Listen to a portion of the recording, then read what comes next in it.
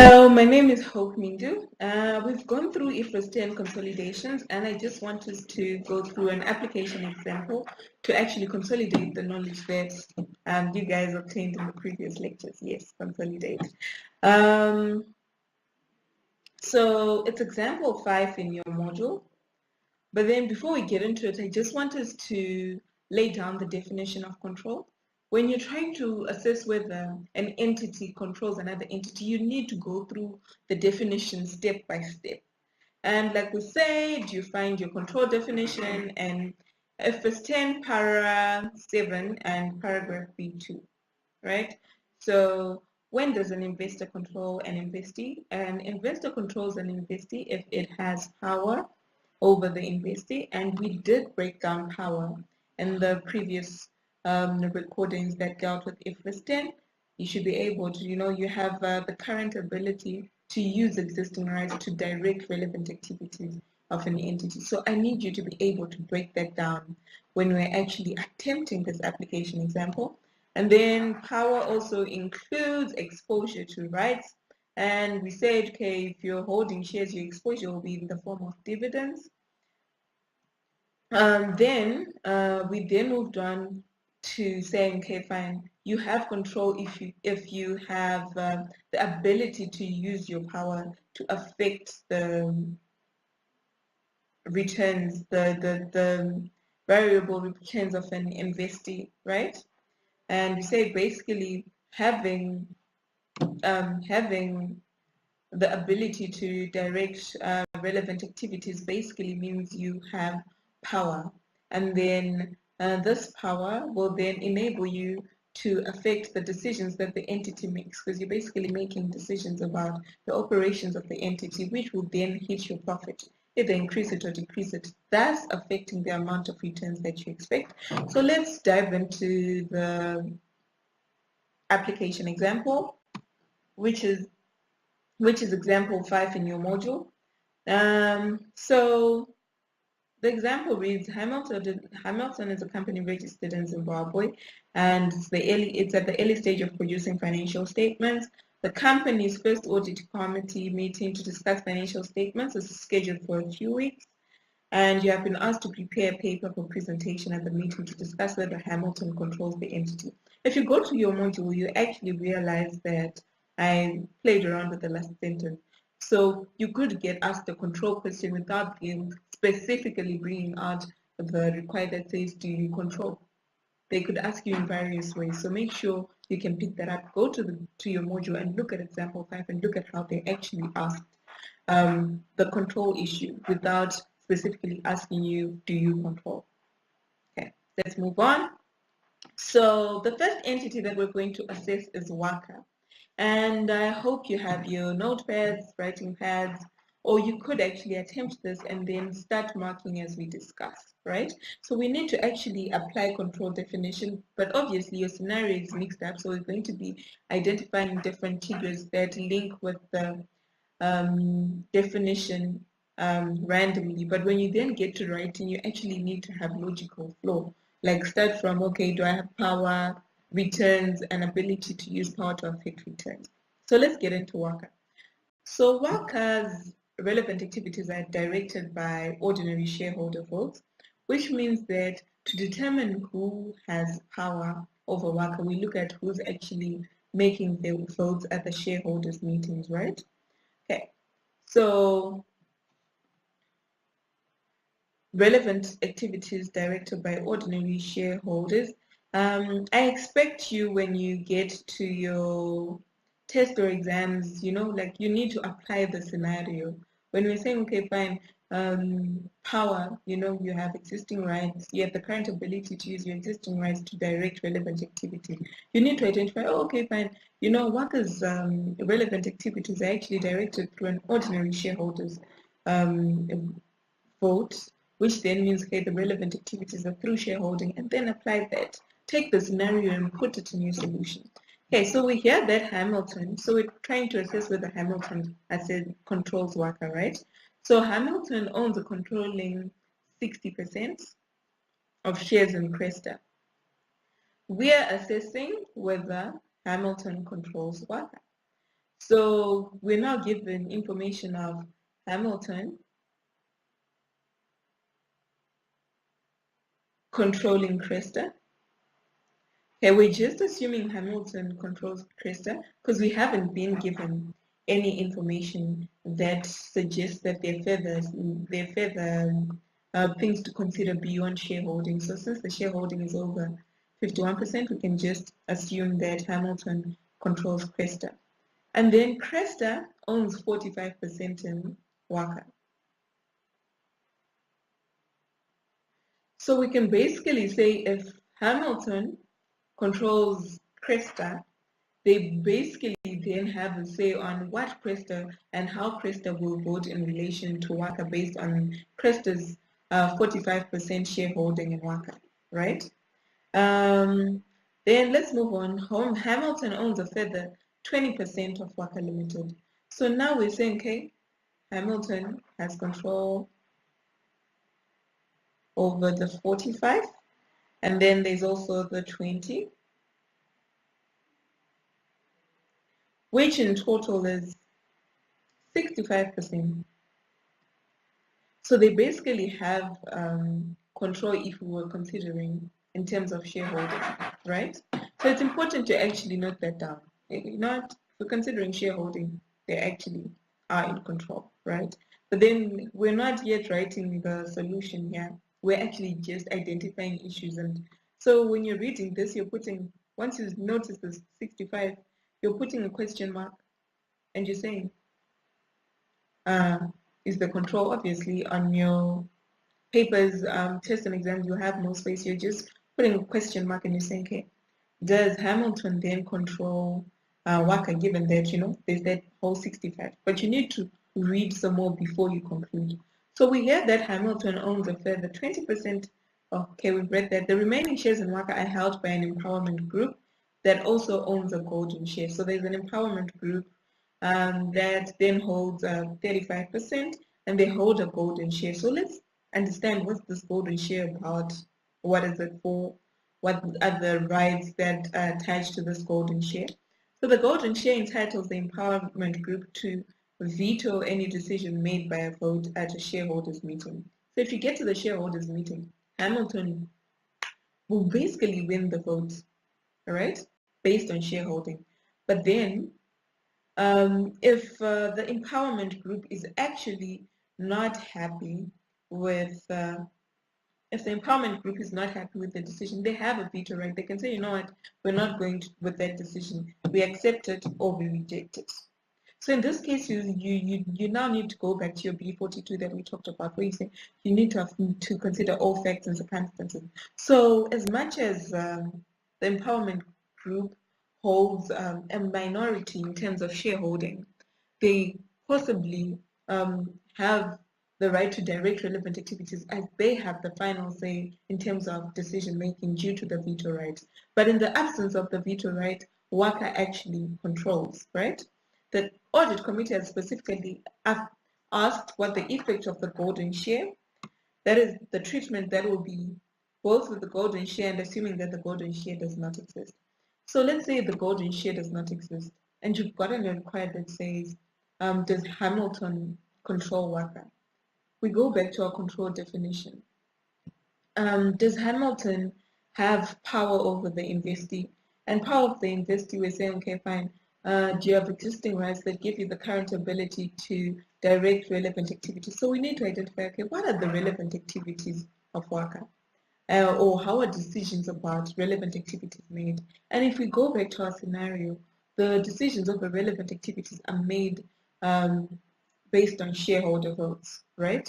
So in this case, the rights are the shareholding that Hamilton has, and they actually have the ability, since they hold 45% in Cresta and they also hold 20% individually, which then means if there's no golden share, Hamilton controls Waka. Now let's move on to a case where we have the golden share. Yes, Waka in terms of voting rights would have won, right? But then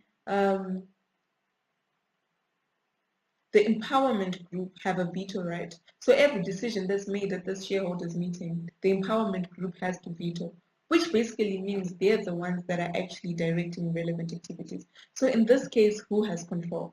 So I need you to be able to break down your control definition and apply. So we've essentially spoken about power. Now let's get into returns. What returns would the investor controlling the entity have? So we're talking about what exposure to what returns. And in this case, since it's in terms of shareholding, we're going to say, okay, you know what, the returns that they'll possibly get are dividends, right? And then we need to then go back and say, okay, fine. Do they have the power to affect the amount of dividends that they're getting?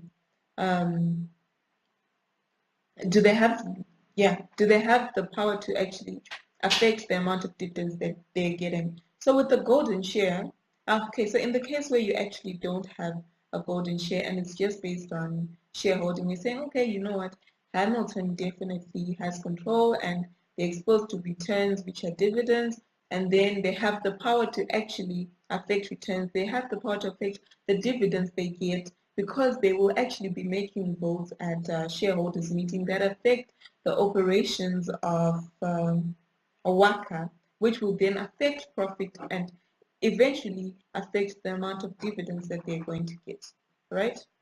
Exactly. And then looking at the golden share, obviously Hamilton has no control because the empowerment group is the one with the final say. So Hamilton doesn't have control. And if you're looking from the empowerment group's perspective, your application of returns and ability to use power to affect returns is the same as the way we applied it for Hamilton, right? Okay, let's move on to another. So this was just one example. So let's move on to the other entity that Hamilton has interest in. So it's Space Limited. We're told that Hamilton has recently designed a very powerful telescope, and that it plans to target the astronomy market in order to launch, manufacture, and sell it. It incorporated Space Limited. So we're saying Hamilton Incorporated Space Limited, right? And they put through 10 million before the launch of the product. So the telescope is required to be registered under a license so that only holders of the license and those authorized to sell under the license can sell these telescopes. So now we're looking, okay, fine. What are the relevant activities? Now you're picking issues, okay, fine. There's the whole issue of obtaining a license. And then we're told registration of telescopes is a very specialized area of law. And as such, Hamilton partnered with Dynamics. So now Hamilton is bringing in another person, right? And Dynamics specializes in registering licenses to sell newly developed telescopes. So now we've got Hamilton that's trying to develop a product, but to get it licensed, they need to bring Dynamic on board. Okay, let's go through the scenario. Although registering the license is a formality for Dynamic Limited, it's highly experienced. Given its highly experienced staff, Dynamic Limited's directors negotiated that it should share in 60% of Space after tax operational profits for the first 3 years of Space's operations, with Hamilton sharing in the other 40% of the profits and 40% of the profits for the 3 years and 100% thereafter. So basically saying they've licensed, Dynamic has licensed the software, or that they've gotten it registered and licensed, right? And they say, okay, we want 60% of the profits. And then after that, so initially, first 3 years, Dynamic is getting 60%, and Hamilton is getting 40%. Then after that, Hamilton gets everything. So now let's look at the agreement between for the running of Space, right? They say Dynamic staff will register the license. We've already agreed on that. Space has an unconditional right to sell the telescopes under Dynamic's license for the first 3 years unless Space does not pay Dynamic 60% of the profits. So within the 2 months, if this within 2 months of its year end, or if space current debt to equity ratio doubles within 3 years. So can you now see like the protective rights we were talking about? You're basically saying, you know what, we're basically saying that space is the one, oh, it should be Hamilton.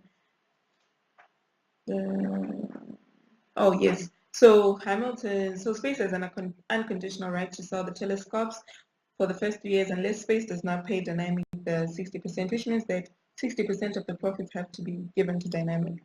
Hamilton's limited, so we're basically saying, can you see they're trying to protect the investment. They're saying, okay, fine, debt to equity, we're trying to protect our value. So if it doubles, it means that the unconditional right falls away. So Hamilton Limited's chief operating officer will coordinate the launch and the products its manufacture, sales, as soon as the license is registered. So there's registration of the license, and then there's manufacture and sales and whatnot. So now we have two types of activities for the launch of this license, right?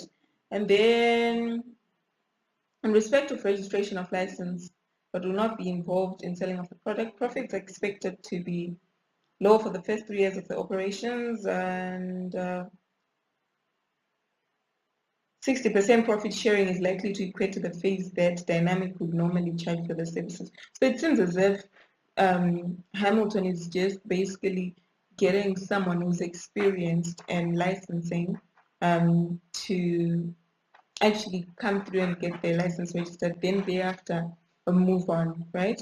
So now we need to be asking ourselves the activities, the registration and the license, the manufacturing, whatnot, which one is the relevant activity? Dynamic staff will assist with ongoing legal and compliance work in respect of registration of license and will not be involved in the selling of the product. So now we've identified Dynamic is basically responsible for registration of license, which is one activity, and then Hamilton is responsible for selling, manufacturing, which is another activity. Profits are expected to be low for the first 3 years of operations, and the 60% profit sharing ratio for 3 years is likely to equate to the fees. Okay, we've already gone through that. So now we have two activities. Remember, we said with power you need to identify who directs relevant activities, which means in your discussion where you have various activities, you need to say, okay, fine, of these activities, which one is the relevant one? So licensing, manufacturing and whatnot, manufacturing and selling, which of the two will affect the returns? Because we said relevant activities are the activities that significantly affect the returns of the investee, right? So in this case, since registering of the license is a formality, is definitely going to happen, we can then jump to say, you know what, selling and manufacture is the one that will most definitely affect the returns of significantly affect the returns of Space Limited, which means the relevant activities are the sales and manufacturing, and Hamilton is responsible for that, right? So in this case, you've identified, okay, fine, existing rights, and the rights are in terms of a contractual agreement that says, you know what, Hamilton is the one that's going to be responsible for the selling and whatnot. And exposure in this case is in relation to the profits, right? So the returns that you're talking about, the profits, and they're going to be shared, and you can actually use your power to affect the returns as you actually be selling, manufacturing decisions. Whether you make a good decision or a bad decision actually affects the amount of profit that space is going to generate, and eventually the amount that Hamilton will receive as its profit share. So I just want you to go through the solution and just mark for yourself and see, okay, did I identify the issues?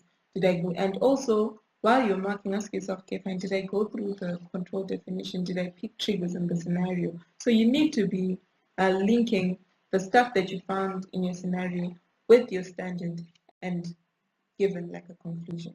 Thank you very much. I hope this video was helpful.